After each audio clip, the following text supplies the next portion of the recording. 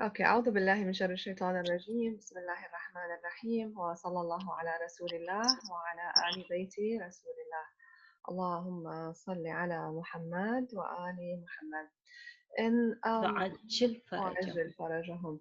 In our previous session, it was just a slight introduction about the importance of Quran and how Quran can change our lives. Inshallah, today we are going to go into more details about the importance of Quran. I know that you it may seem a silly like question if I ask, do we all know the importance of Quran? Of course, we all know the importance of Quran. And if I ask anyone why Quran is important to you, some people they will have different answers, but mostly they will say that we will get so much thawab when we read the Quran, or there's a lot of reward. But there are some of the important reasons why a Quran has to be important in our lives. The issue and maybe one of the problems is that we don't see Quran as a guidance, and that's why we tend to read Quran just for the intention of thawab. But since we know that Quran, has more, more importance than just the thawab, then inshallah we will be able to look into this book from a different lens. So at the beginning, I love to start with one of the things that why Quran is important for. So all of this session is just remarks and notes from here and there. It was not just taken from one complete source. So the first reason why I think Quran is important because it clarifies the purpose of life for human beings. And also, this may seem like not clear to many people. If I say like why you are living, what's the purpose of your life, why you are here, and people will come up with different reasons and with different notes on this topic. But the Quran has a clear vision for that. And this ayah in Surah Al-Mu'minun is very clear. What Allah subhanahu wa ta'ala says then, did you think that we created you uselessly and that to us you would not be returned? So they say scholar says that lacking the vision of the reason of our existence is a root cause for our diseases. We have a lot of diseases, and we're talking here about the psychological diseases, the spiritual diseases, why we are not happy, why we are not feeling good, why we feel we miss something, why we feel we are not connected, why we feel we are thirsty for something. Is that we lack this vision for the reason of our existence. We don't know why we are here. And as I said, we may have different answers, and even those answers that sometimes we get from the Quran, sometimes they are not complete. And you may say, okay, Allah subhanahu wa ta'ala just created us for worship, and this is what He says. ما خلقت الجن والإنس إلا ليعبدون. But also, this is not a complete understanding, and this is not the reason for our existence. So basically, if we wanna have this diagram here, and if we know the reason of our existence, if we know the purpose why we are living, then we will be able to know that we are here for a bigger purpose is to reach happiness. And what I mean by happiness is not just the happiness of the this world or the happiness of the hereafter. It's both happiness. Allah subhanahu wa ta'ala wants for this human being to reach the ultimate happiness in both lives, here and there. And this has to happen through the construction of this earth. And this is in the language of Quran, it's called the a'mar, to make this earth a better place. So here we come to this understanding. If we combine all of these ayat that talks about the purpose of a human being, Allah subhanahu wa ta'ala didn't create the human being just to worship and do The worship that we know is just being, on your prayer mat all the day, doing tasbih all the day. No, this a human being was created as a khalifa, and he جاعل في الأرض khalifa, and this khalifa has that big role, which is the construction of the earth to make this earth a better place. And this is a part of worship. So they say that worship is just an um, let's say, destination, but it's not the ultimate destination. Worship is what is going to help us to reach Allah subhanahu wa ta'ala. So that's why if we don't know the reason of our existence, then we will not be able to know, why we are here. And then this idea of being here to construct this earth and make it a better place will not be clear, and then we will not be able to reach happiness. And if we know the reason of our existence, we will be able to know that we were created here to reach for Allah subhanahu wa ta'ala through all of these different things that we have to do in this life. And this has to come in a process which, it's called perfection, which is called in Arabic at-takamul. We have a better version of ourselves. We were created from, a body and a soul, and this soul has been descended into this body in order to complete its journey to reach for Allah subhanahu wa ta'ala. So basically, at the end of this trip, this soul has to reach perfection, has to be it has to be its better it is better virgin, it's better, side. It has to show all of its good potential. It has to be the perfect human being, and I don't mean the perfect human being in our modern or meaning of perfect, that you have to be perfect in that sense. But what I mean by perfect is the perfection of the akhlaq, the perfection of the morals.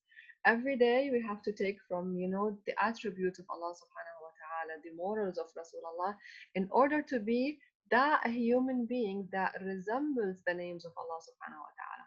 So if we know the reason of our existence, we know that we are here in a journey, which is like a land journey, where the soul, lives in that body for a quite time in order to reach perfection, in order to go into all these trials and tests and, in life, so we can reach Allah subhanahu wa ta'ala.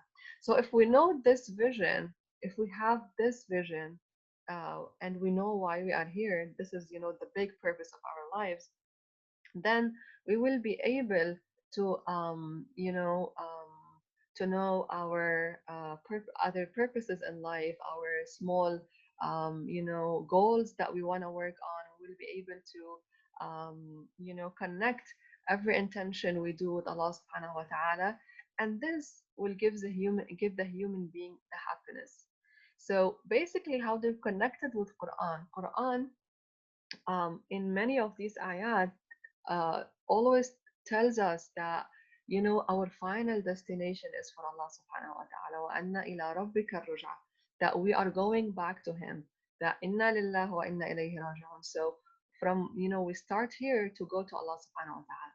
So the Quran clearly specifies our purpose in this life, and this is the purpose and this of this big purpose for human beings, and this is a common purpose for all human beings. And of course, each human being has his own goals and his own message in this life, but this is the ultimate purpose of the common purpose of all human beings in this life, is that to reach Allah subhanahu wa ta'ala through this process of purification and perfection. So this is mentioned clearly in the Quran, and this will be the first reason why Quran is important, because it tells us our why we are here, our destination. And because if we don't know why we are here, it is impossible for us to reach happiness. We will be always feeling lost. We will always feel that we don't know what to do. We always feel like why we are here for. We won't be able to connect our life experiences, our trials, our all of these things with that goal. Always the view of our lives will be incomplete if we don't have this view, if we don't have this mission, why we are here. So, and also, this is a big topic, but as just mentioning this and the importance of Quran. So we know that Allah subhanahu wa ta'ala has created all human beings with something called a fitra. And this fitra, some scholars call it, it is the built-in GPS. Everyone, every human being was created in with having this fitra equally. So, and this GPS is exactly like the GPS we have in our cars and like exactly the Google map that we have in our phones. It tells you the direction. It tells you how to go, how where do you want to reach. And this is clearly mentioned in the Quran in more than one place that a human being was created to reach that ultimate happiness through that journey of perfection. And this happens through their fitra, through their innate nature. Everyone has this kind of GPS, which is built inside to tell us where to go. And if you notice, like if you're in Google Map or something, then you will get lost for a while, or you will lose the way. Then you will get a message that this is not the way. So all of us, we have this continuous seek for perfection in our hearts, deeply in our fitra. We know we strive for that. We want that. We are created for that, but sometimes we lose the direction because all of the things that comes and just mask this fitra. So that's why the Quran has this ability to always clean up this built-in GPS fitra. Whatever will mask this fitra in life due to the certain actions, certain deeds, certain problems, whatever happens to human being, this fitra can be masked. And at a point, it's like just a glass. You will not be able to see the clear direction. But Quran comes and make this fitra always clean. Whenever something come and mask this fitra, then the Quran has the ability to clean whatever dust is left on this fitra. So that's why if you go to you read for example tafsir of Jawadi Amuli, when he talks in his introduction about the Quran, in the introduction of the tafsir on the Quran, he says that the language of Quran is not just the Arabic language. This is not his exact words, but I'm just rephrasing. It says like the language of Quran is the language of fitra, and it is the universal language. So all human beings can benefit from the Quran in the same way if they have a clean fitra. So here comes also the importance of Quran, because Quran always will direct you towards the fitra, toward perfection and toward happiness, because every human being on this earth, you just need to be happy. And I think all of you, all of us, we have this desire. If I ask anyone like what do you want in this life, I just I just want to be peaceful, I just want to be happy, I just want to be content. And this happens through that connection with Allah subhanahu wa ta'ala, and it doesn't come through other way. So um, after that, we know, if we know the purpose of our lives, we know that the happiness cannot be reached until we connect with Allah subhanahu wa ta'ala. And that's why we have a continuous struggle in our lives, and we go up and down, and we are always thirsty for that thing. We always want something. We are always in need for something, but we don't know what it is. And we always like crave something, and we always assume that our happiness lies in in things in this life, lies maybe in a child, maybe in a home, maybe I don't know, maybe in a husband, maybe. So we assume that our happiness can be reached through these materialistic things. But when we go to the Quran, we go to this ayah in Surah Al-Ahzab, where Allah subhanahu wa ta'ala says, ما جعل الله لرجل من قلبين في جوفه. There's no human being with two hearts. Allah subhanahu wa ta'ala didn't create a human being with two hearts in his chest. And then we know that in order to reach that happiness, I have to connect with Allah subhanahu wa ta'ala. So here comes the importance of Quran. It always reminds you, please don't follow all of these materialistic idols that you think those imaginary idols that you think it can, reach, or it can take you to happiness, because they are just imaginary thing. It's just in your imagination. But actually, as the Quran says, striving and running after these things is just running after a mirage in a desert. And when we reach that thing, we find that it was just a mirage. It's not a water. We just assumed it was water. So the Quran clarifies and put us on the right track, that we have to use our fitrah, that our final destination is Allah subhanahu wa ta'ala, and it clarifies and make it really clear in front of us that our ultimate destination is Allah subhanahu wa ta'ala, to reach happiness. And here the second reason, or the second reason why Quran is important. And also we don't really pay attention to this point, is that the Quran is a great tool to know Allah subhanahu wa ta'ala. Because if you wanna know someone, if someone has wrote a book, then you can know the details, of that writer. You can know about that writer from the way he wrote that book, from the details that he used in this book. So we always, and most of the time, when we want to know Allah subhanahu wa ta'ala, we just go to many books, like, and we ask, people, or we ask, scholars, please, what kind of book is good to know Allah subhanahu wa ta'ala? What are the good books in Ma'rifatullah? Like, I want to know Allah subhanahu wa ta'ala more. But and we have a lot of books that talks about Ma'rifatullah, about knowing of Allah subhanahu wa ta'ala, which is the most important knowledge that we can have in this dunya.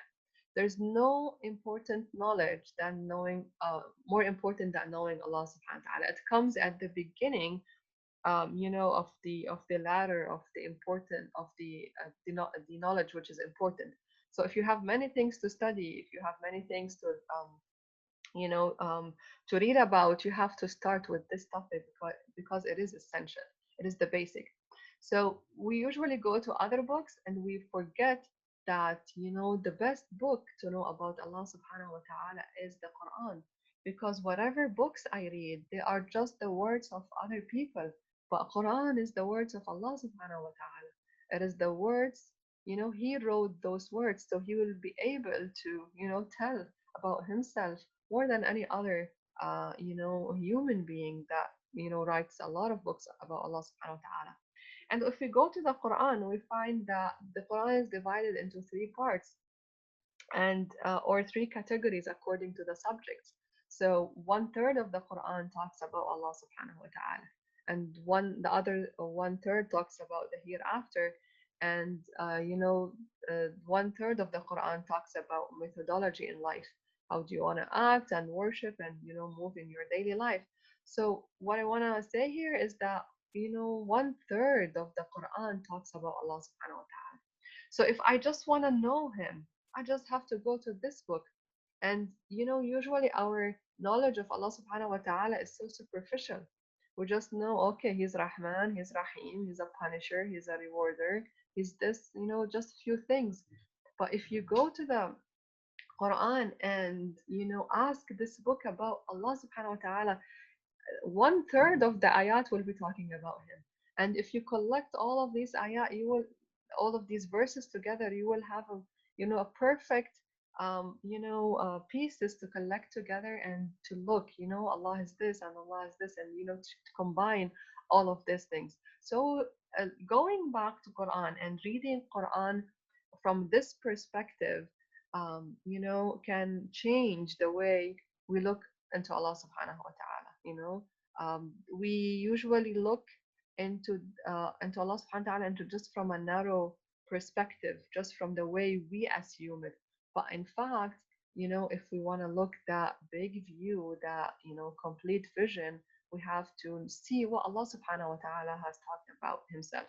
So Quran then will be an excellent tool and the best tool and number one tool to know Allah subhanahu wa ta'ala, which is the best knowledge. There's no knowledge, more important than knowing Allah subhanahu wa ta'ala. And from the Quran, we will be able to know Allah subhanahu wa ta'ala through His names, through His attributes. How many names we have in the Quran? Allah subhanahu wa ta'ala has more than 99 names, more than that. And imagine that if every time we go to the Quran, we learn about these names and we take one of His names and attributes and learn about it and see, the consequences of these names and attributes, we will be learning a lot. And then our lives will be much better just by, having this type of reading for Quran. That's why scholars usually advise to read Quran and to have a like a different khatma when you are reading. So you could have one full reading Quran just to study Allah subhanahu wa ta'ala names and attributes. One day you could study Quran just to know this topic or this topic. So you read the whole Quran in just one intention, so you get more of it. And also, if you go to Surah Al-Fatiha, we see that how Allah subhanahu wa ta'ala has described Himself, because Surah Al-Fatiha is the opener surah and is the beginning of the Quran. That's why it's called the Fatiha. So Allah subhanahu wa ta'ala has started this surah with this book with this Fatiha, with this surah, which is the opener. And if we just to go to this ayah, this surah, and reflect on the attributes that Allah subhanahu wa ta'ala has used in this surah, why He used Rahman and Rahim, why He used these words, why He mentioned them twice, why he has chosen Rabbil Alameen, why he's chosen Malik Yawmiddin. So we got to know so much just from reflecting on this surah. Also, we know that we cannot reach Allah subhanahu wa ta'ala and we cannot know Him except if He made us know Him. And this is if you look into the all of the adiyah of the imams that we have, dua Imam Hussein, dua Sajjad, all of these imams alayhim salam, they always mention that point that I cannot know you except if you take me to that path. So we know Allah subhanahu wa ta'ala from Him. We have no power. We are so, weak. We are nothing that we can know Allah subhanahu wa ta'ala, from just being ourselves. So always the way to Allah subhanahu wa ta'ala has to start with Him. So even His knowledge, He's the one who, introduced us to Him. So always we have to keep this in mind. But also the Quran you know, talks to us about different types of knowledges that a human being can learn, and we have the knowledge by learning, which we do all the time. We just open the book, we just know the information, we just return it by heart, we just repeat it, and the information is there.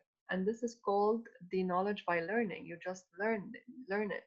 And here why the Quran differentiates between the Iman, the true belief, and the Islam. There's a big difference between being a Muslim, because being a Muslim is just maybe a knowledge that you have learned. Allah subhanahu wa ta'ala is one, and the Prophet is His messenger, and then that's it, you are a Muslim. But there's another type of knowledge, which is the knowledge by presence. To know Allah subhanahu wa ta'ala by the feeling of his presence in your heart. And this is not related to the how much like just you read or how much you learn. It's just related to how much you have experiences with Allah subhanahu wa ta'ala. And this is can be done with the going back to Quran, because Quran, we have that we have that communication, we have that heart connection with the Quran.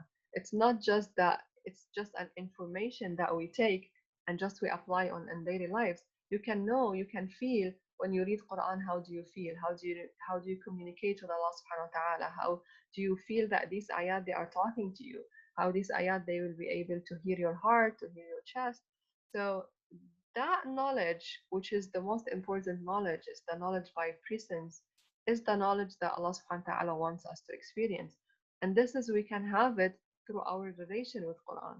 And here comes the importance of Quran. That's why there is no other book that has been ever revealed on this earth that can lead us to this kind of knowledge, the knowledge of by presence, that we know Allah subhanahu wa ta'ala by by our hearts, except the Quran.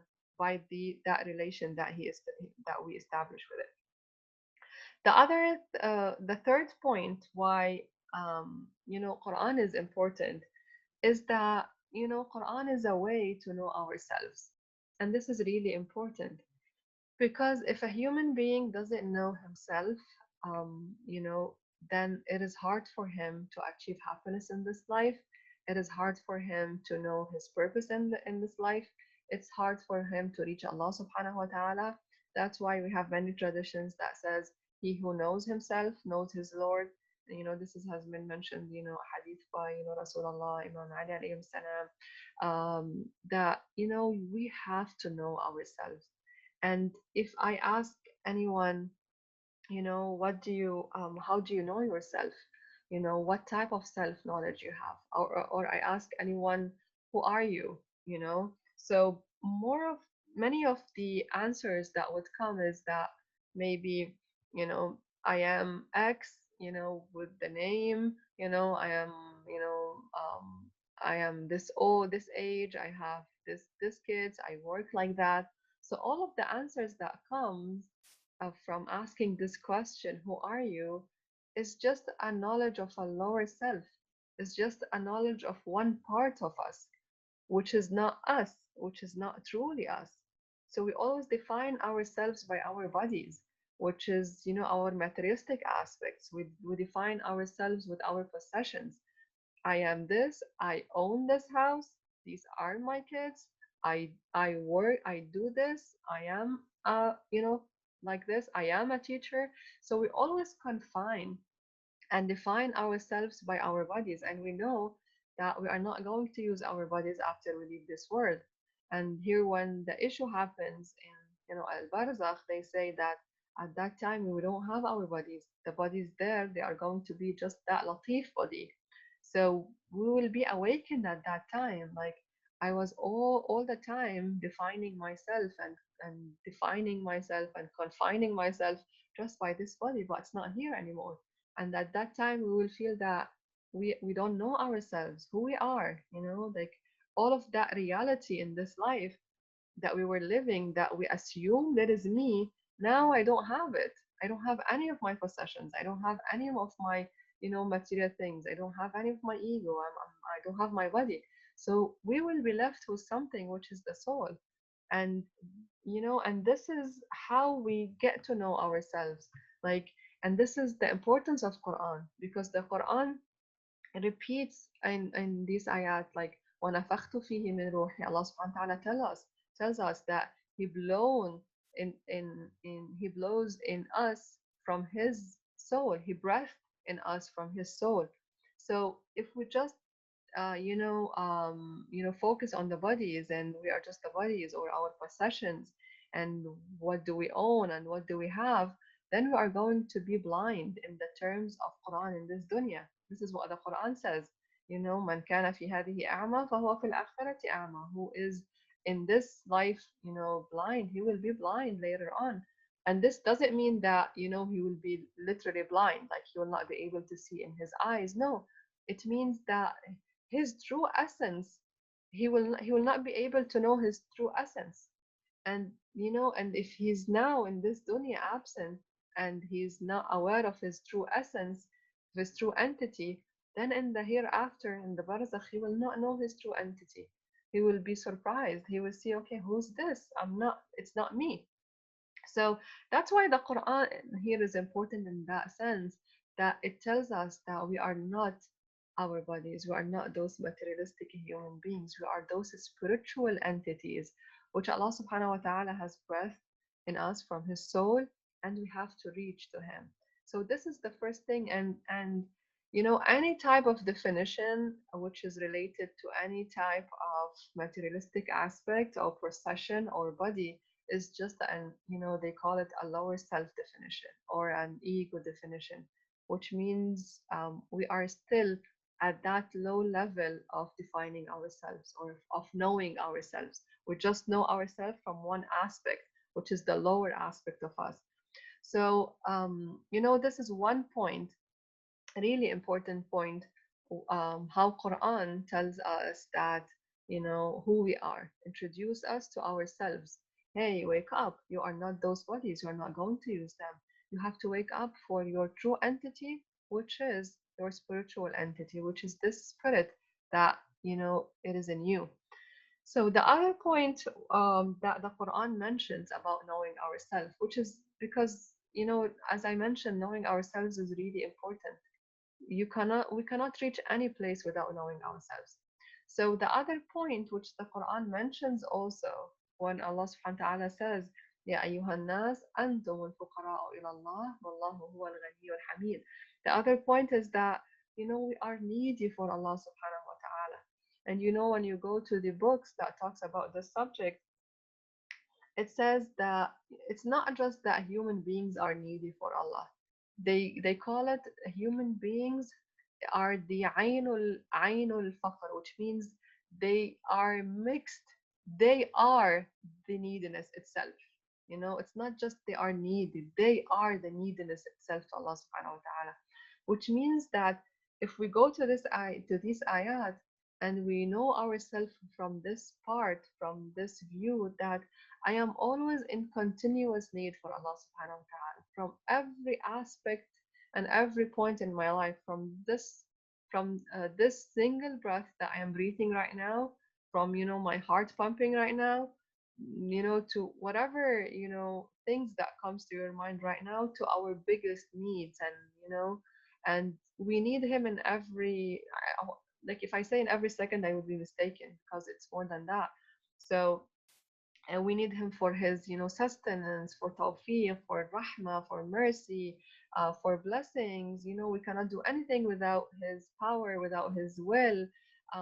So if we, feel, if we know that we are those human beings, that we are in need for Allah subhanahu wa ta'ala, then we will know on the other side who is Allah subhanahu wa ta'ala. And this is why the hadith says, the one who knows himself, he will know his Lord. He knows his Lord, because you know now that you are so needy.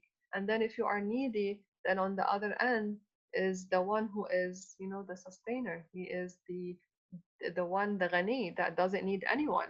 So the more you know yourself, the more you know yourself, on your end, the more you will be able to know Allah subhanahu wa ta'ala on the other end. So you will be able to know that I am so needy, which means he's not. I am, so for example, I cannot do this, but he can. So you will always reflect on all of your weaknesses, and then on the other side, you will see that he has the opposite of these weaknesses. And this makes us what? Make us, go back to Allah subhanahu wa ta'ala for whatever we want.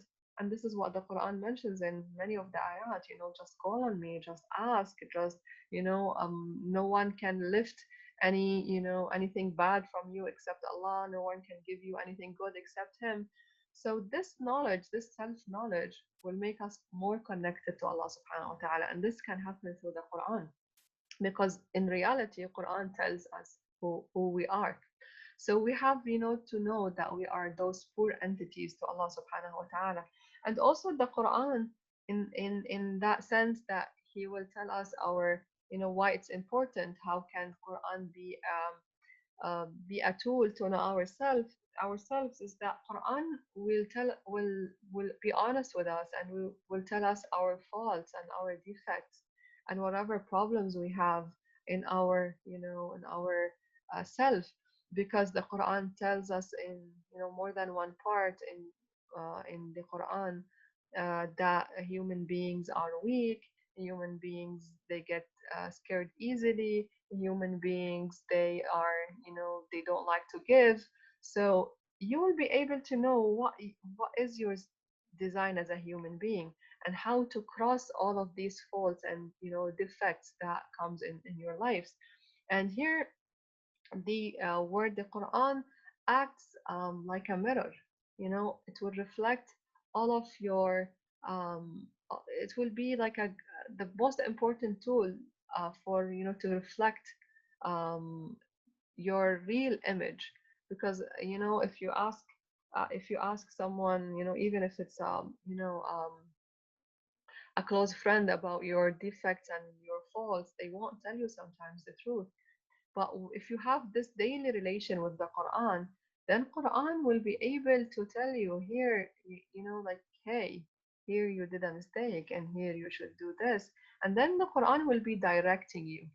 It will be telling you, it will be that real, mirror that we need to, have in this life. It's just that pure mirror that doesn't lie, that tells you who you are.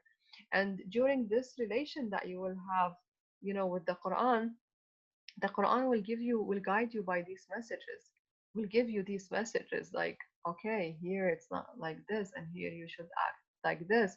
And with time, you will notice that Quran will not be just that book, which is, just on your, I don't know, on your office or just on the shelf.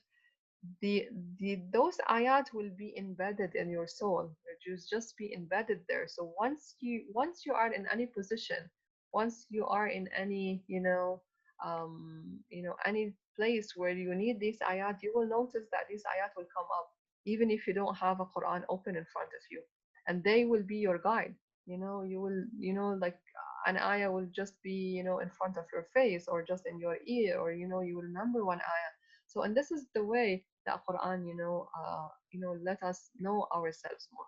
So these are for now, three, um, three ways or three important notes why the Quran is important. Well, number one, as we said, the purpose of life, knowing Allah subhanahu wa ta'ala, and number three, knowing ourselves. And for knowing ourselves, um, or knowing Allah subhanahu wa ta'ala, usually scholars divide it into, like, it's a four-stage thing. Um, the first, we know Allah subhanahu wa ta'ala as a final destination just by learning, as we said.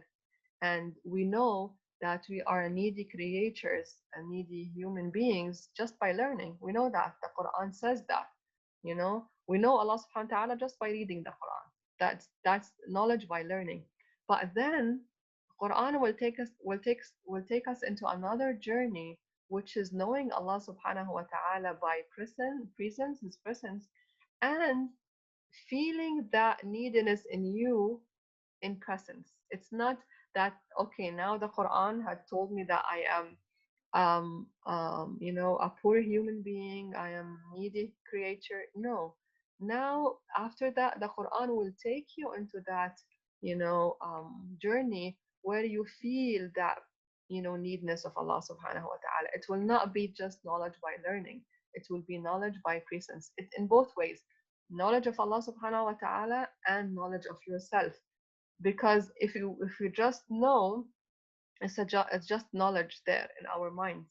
But when you feel it, when you live it, when you feel the poorness, when you feel the needness, is where the time where where you act, where you go to Allah subhanahu wa ta'ala, where you seek him. So this is the point.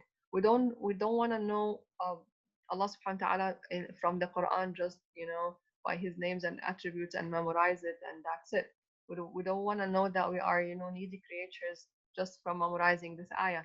We have to take this into action, into, feeling these meanings, and this can happen by the blessings of Quran, by the blessings of Quran. So also one of the fourth point here why, Quran is important, and this is a long topic. I'm not going to finish this today. Just I'm going to highlight this issue. Inshallah, we can continue this part next time. Is that, through Quran we will be able to know the universal laws. With Quran, we will be able to know how to move in life. Because as we know, Allah subhanahu wa ta'ala, when He created the universe, He had, there's certain laws in there. There's everything function and work by a law, by a certain way. So if we know these laws which are mentioned in the Quran, then we will be able to know how to reach happiness. And these universal laws are just like, the green light and the red light that we have in the traffic light. You know, if you know the law of a certain country, or the law of a traffic light, you will be able to know when to move and when to stop, and then you will not have so much accidents in your life. And it's the same thing. If you know the universal law, you will know how to reach whatever you want through that law. And some of these laws, they are mentioned in the Quran, but we don't know them. And that's why our lives are chaos and are, like there's nothing, like as if it is just, real chaos, but we don't know exactly how to walk. So, and we know from the Quran that these laws, they has been established since the creation of this earth, and they never change. And this is what Surah Al-Ahzab says. This is the established way of Allah. It is the Sunnatullah with those who passed on before you, and you will not find in the way of Allah any change. So the laws that has been used since the creation of the universe, they are the same laws that are going to be used. So if I want to achieve something, I have to be in that law. So that's why knowing these universal laws is a way to reach happiness, because as we said, human beings are created to reach happiness. We are created from the mercy of Allah subhanahu wa ta'ala to know him, to reach him, because only through reaching to him we can be happy. So, even our creation is from His mercy because He wants us to be happy. And that's the mistake that sometimes we don't get in this life, or sometimes we have been raised this way that, this life is just for, trials and sadness. True, this is a life for trials, but this doesn't mean that it's not a happy life. It is a happy life with all of, the trials that we have. And this is what the Quran says in Surah An-Nahl. There is a pleasant life in this life. So knowing these universal laws is a way to reach happiness. And here we come to know that our ultimate destination, as we said at the beginning, is to reach happiness. And the Quran does this in many different ways. By knowing Allah subhanahu wa ta'ala, by knowing ourselves, by knowing our, the universal laws, by knowing the methodologies in life, how to be happy. All of this is mentioned in the Quran to take us into the ultimate happiness, which is achievable in this world by this is what the Quran says. So I don't have so much time. I'm just going to talk about the first law just briefly, and next time inshallah we are going to start from here. Is that there's these are not the names, just these are the names from human understanding. But if we go to this surah and Surah Al-Hadid, where Allah subhanahu wa ta'ala says, in order that you not despair over what has gone from you, and do not have this pride over what He has given you. So Allah subhanahu wa ta'ala, and this is it's amazing ayah in Surah Al-Hadid, where He wants to teach us through this law that human beings have to have a state of balance in their lives. They are not supposed to be, sad and feeling despair over whatever they have lost, and they should not have that, so much pride on whatever, has given to them. So always a human beings has to be in that balance. There's no sadness and there's no pride. Here الفرح means تفرح, be happy is not just being happy. No, it's like reach that state of pride. So we know that human being in this life has a lot of it, hard time balancing their emotions. If they get something, they will be really happy. If they are deprived from something, they will be really sad. And this is not what the Quran tells us, and this is not what the Quran describes the awliya Allah. He says, "Ala inna awliya Allah la khawfun alayhim." Those who are awliya, those who are, have this elevated status, you know, لا خوف there's no, they don't have fear, and they don't have sadness.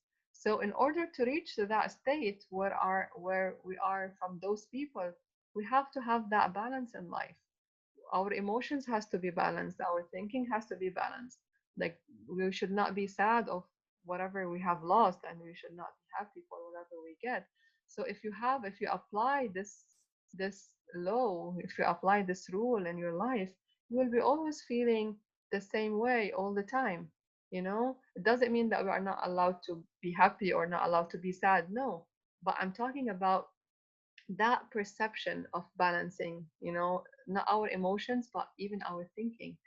And if we go even to the words of the Ma'sumin, especially Imam Zain al-Abidin in his Sahifa Sajadiyah, because he has a lot of munajat, we will know that, he always thanks Allah subhanahu wa ta'ala in both cases.